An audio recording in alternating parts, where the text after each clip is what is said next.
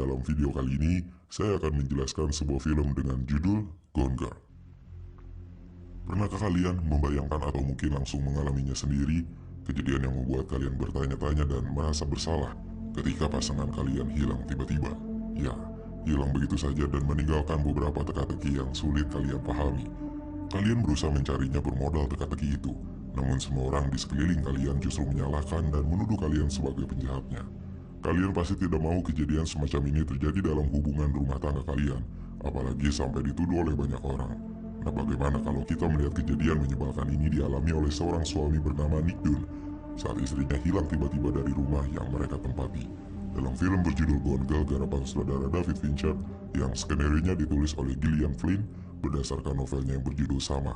Selama 149 menit film berlangsung, kita akan diajak melihat kehidupan Nick setelah istrinya Amy menghilang secara misterius dengan meninggalkan jejak-jejak kekerasan di rumahnya. Misteri hilangnya Amy ini membuat banyak orang mencurigai Nick sebagai tersangka dari hilangnya Amy hingga sampai pada rumor pembunuhan. Tapi benarkah Nick membunuh istrinya sendiri? Tapi sebelum saya melanjutkan pembahasan ini, tak bosan-bosan saya mau kembali mengingatkan kalau konten ini adalah konten spoiler dari film Gone Girl. Jadi untuk kalian yang memang belum menonton filmnya, saya sangat menyarankan agar kalian menonton dulu filmnya secara utuh.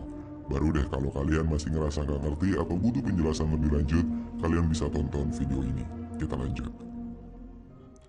Semua kekacauan yang terjadi di hidup Nick itu bermula saat ia baru pulang dari bar milik adiknya dan pulang ke rumah di mana kondisi ruang tamu agak kacau dengan meja yang terbalik serta pecah. Seperti habis terjadi kekerasan.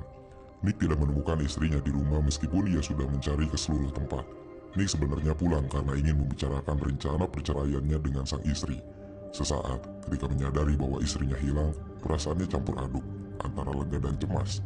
Tapi pada akhirnya ia memanggil polisi untuk meminta bantuan pencarian istrinya. Seisi rumahnya diperiksa oleh detektif Bunny, dan beberapa kejanggalan pun ditemukan. Nick dibawa ke kantor polisi untuk pertanyaan lebih lanjut, sementara rumahnya masih diselidiki oleh tim forensik. Karena rumahnya menjadi TKP, Nick diminta untuk tinggal sementara di tempat lain. Jadi Nick mengatakan akan tinggal di rumah Margo, yaitu adiknya. Sebelum diizinkan meninggalkan kantor polisi, Nick diberi beberapa pertanyaan tentang Amy yang tidak bisa dijawab. Seperti apa kegiatannya sehari-hari, siapa temannya di kota itu, dan apa golongan darah Amy. Nick sama sekali tidak bisa menjawab. Ia kebingungan dan seolah-olah tidak pernah tahu apa dan bagaimana kehidupan yang istrinya jalani selama ini. Tapi beberapa jam setelah laporan hilangnya Amy, seorang tetangga mendatangi Bunny di TKP. Perempuan bernama Nuli mengaku sebagai temannya Amy dan memiliki beberapa informasi mengenai Amy. Petunjuk baru didapatkan di rumah Nick setelah tim forensik menemukan bercak darah di dapur dan bagian darah yang dikeringkan. Bukti ini cukup mencurigakan, terlebih setelah Bunny menanyakan tentang Amy pada Nuli. Ia mengaku bahwa Amy sedang hamil dan sering bercerita kalau suaminya sering bersikap keras padanya. Bunny menemukan petunjuk pertama, sebuah amplop di lemari pakaian Amy yang bertuliskan keluar. Keesokan harinya, pada 6 Juli, sehari setelah Amy menghilang, orang tua Amy datang ke kantor polisi setelah sebelumnya dikabari oleh Nick tentang menghilangnya putri mereka. Mereka hadir untuk konferensi pers di mana keluarga akan meminta bantuan publik dalam rangka pencarian Amy. Kedatangan orang tua Amy tidak cukup membantu. Mereka hanya mengatakan tentang dua lelaki yang terlihat terobsesi dengan Amy, seperti Daisy Collins dan Tommy O'Hara.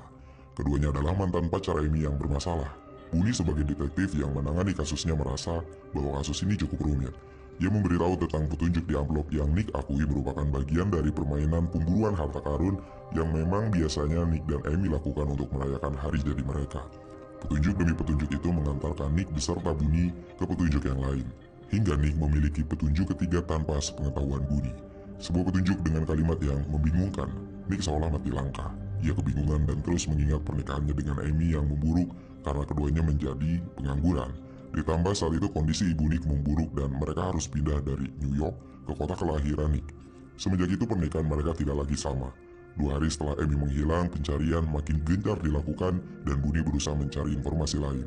Namun Nick selalu memperburuk suasana.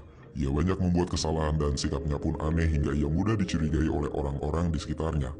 Rumor demi rumor pun terdengar. Semuanya kebanyakan menjelekkan Nick, menuduhnya sebagai pelaku yang bertanggung jawab dari menghilangnya Amy. Ia juga dituduh sebagai pembunuh istrinya sendiri. Tak ada lagi yang terasa benar untuk Nick lakukan. Lelaki itu tertekan dan stres dengan situasi yang membingungkan di hadapannya. Ia bersumpah bahwa tidak tahu keberadaan istrinya atau apa yang terjadi padanya.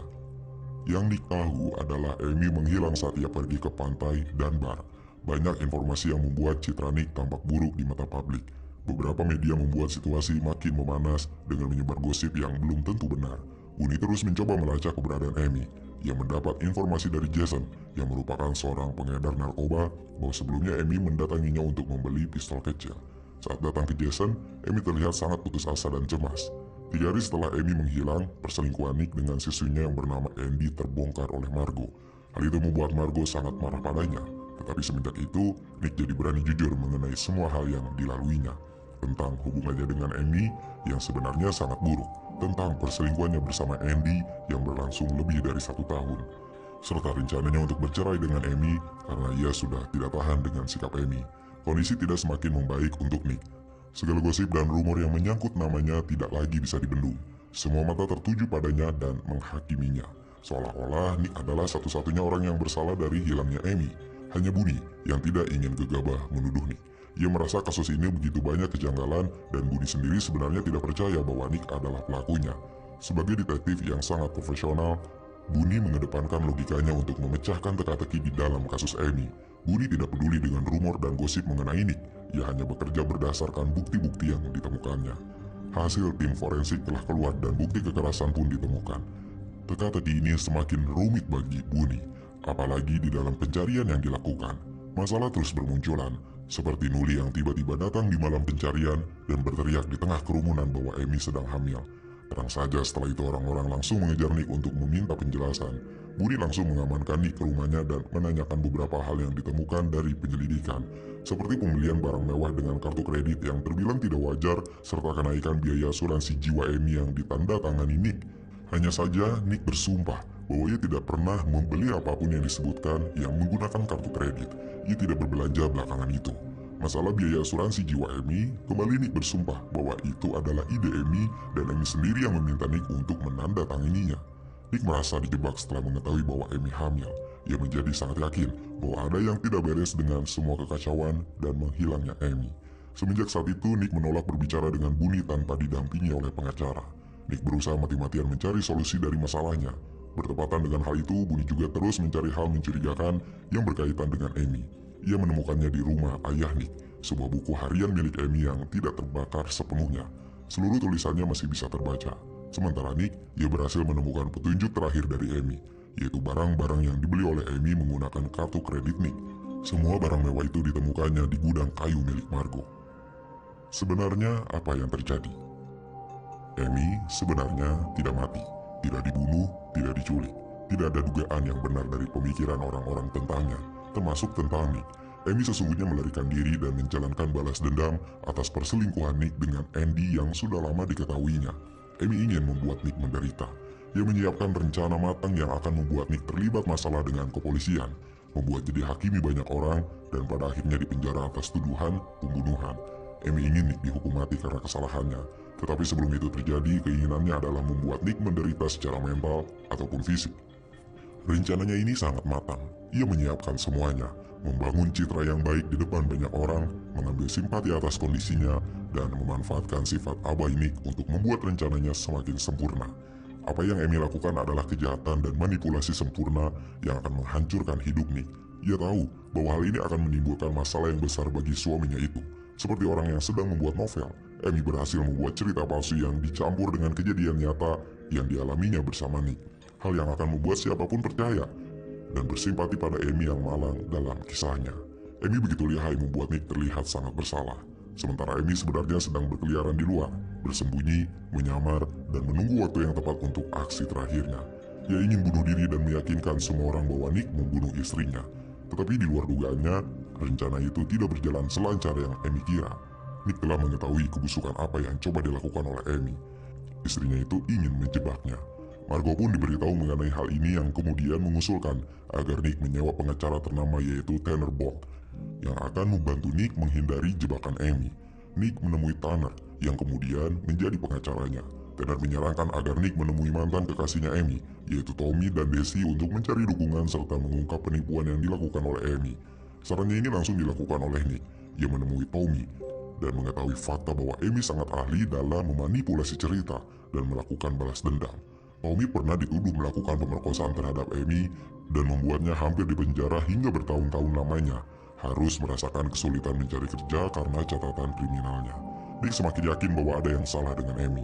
Ia yakin apa yang dilakukannya saat ini adalah bentuk balas dendam atas perselingkuhan yang Nick lakukan, tetapi balas dendamnya dengan cara yang paling luar biasa, yaitu melibatkan satu Amerika untuk membenci Nick. Situasi semakin parah dengan gosip yang terus dipanaskan oleh media di televisi. Selama itu, Amy selalu memperhatikan perkembangan kasusnya di televisi. Ia sangat bahagia jika semuanya berjalan seperti yang diinginkan. Sementara Nick, ia berusaha keras untuk memulihkan nama baiknya lagi dan mengungkap kebohongan istrinya. Nick bahkan mencari Desi untuk menanyakan bagaimana kisahnya dengan Amy. Hanya saja ia berbeda dengan Tommy, Desi terlihat tidak memiliki masalah dan mengakui bahwa dirinya masih mencintai Amy. Budi masih tidak percaya bahwa Nick adalah pelaku kejahatan. Ia tidak percaya itu tanpa bukti yang jelas bahwa Nick memang membunuh. Waktu terus berlalu, Nick ini dibantu oleh Tanner untuk menyelesaikan kasus tuduhannya. Ia meminta Nick untuk memberitahu tentang perselingkuhannya bersama Andy, serta hadiah yang ditemukannya di gudang rumah Margo. Hanya saja Nick tidak langsung melakukannya karena ia ragu. Tanner memiliki rencana lain dengan menghadirkan Nick di acara reality show untuk membangun simpati terhadapnya.